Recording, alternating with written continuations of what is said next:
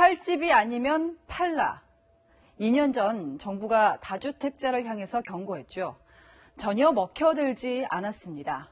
주택을 10채 넘게 가진 부동산 부자들은 오히려 더 많아졌습니다. 이들이 가진 전체 주택수를 다 합쳐보면 성남 분당, 고양 일산, 그러니까 일개 신도시 전체에 공급했던 물량의 2배도 넘습니다. 김윤수 기자가 자세히 따져보겠습니다. 20대 국회에서 최다 주택 보유자는 무소속 이용주 의원입니다. 총 16채를 가지고 있습니다.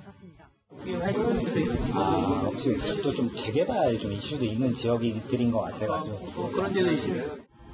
이 의원처럼 주택을 10채 이상 가진 사람들의 수가 늘고 있습니다. 지난해 11월 1일 기준으로 주택을 10채 이상 가진 다주택자는 4만 3천 명에 육박합니다. 역대 최대치입니다. 50채 넘게 가진 슈퍼 다주택자도 1,800명이 넘습니다.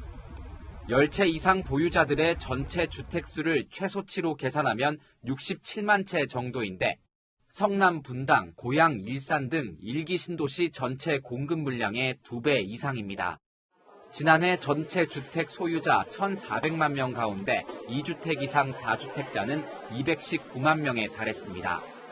다주택자를 압박해 집을 팔도록 하겠다는 정부 정책과 거꾸로 가고 있는 겁니다. 부동산 자체에서 나오는 매각 차익도 있기 때문에 그 보유하는 쪽으로 많이 임대 수익률이 금리보다 높기 때문에 지역별로는 세종시의 다주택자 증가율이 눈에 띄게 늘었습니다. 집을 2채 이상 가진 공무원들이 많아진 탓으로 보이는데 문재인 정부 장차관 40명 가운데 11명이 다주택자인 것과도 무관치 않아 보입니다. 채널A 뉴스 김윤수입니다. 네, 이런 와중에 박원순 서울시장은 더 강력한 부동산 대책을 요구하고 나섰습니다. 종합부동산세를 3배 올리고 투자 이익도 환수해야 한다 이렇게 주장하는데요. 여기에 집값 폭등은 보수 정권 탓이라고 몰아가고 있습니다.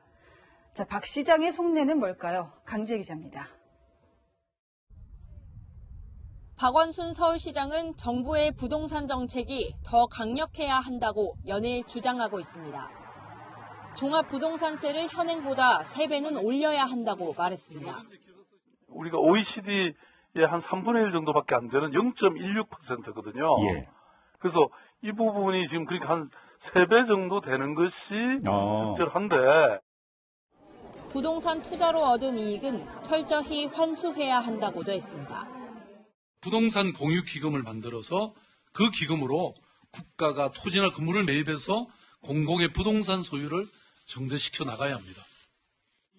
현재의 집값 상승은 과거 보수 정권이 빚내서 집 사라고 부추긴 탓이라고 주장하기도 했습니다. 박 시장의 강경 발언은 지난해 여의도 용산 통개발 제안 이후 하락한 지지율을 만회하려는 의도라는 분석입니다. 당시 해당 지역 집값이 폭등하면서 개발이 보류됐습니다. 여의도와 용산 마스터 플랜 발표와 추진을 보류하겠습니다. 주택시장이 안정될 때까지 보류하겠습니다. 민주당 내에서는 서울 주변 그린벨트를 풀어 주택 공급을 늘려야 하는데 박 시장이 협조하지 않는다는 비판도 제기됩니다. 박 시장은 서울시의 주택 공급은 충분하다는 입장을 밝혀왔습니다. 채널A 뉴스 강지혜입니다.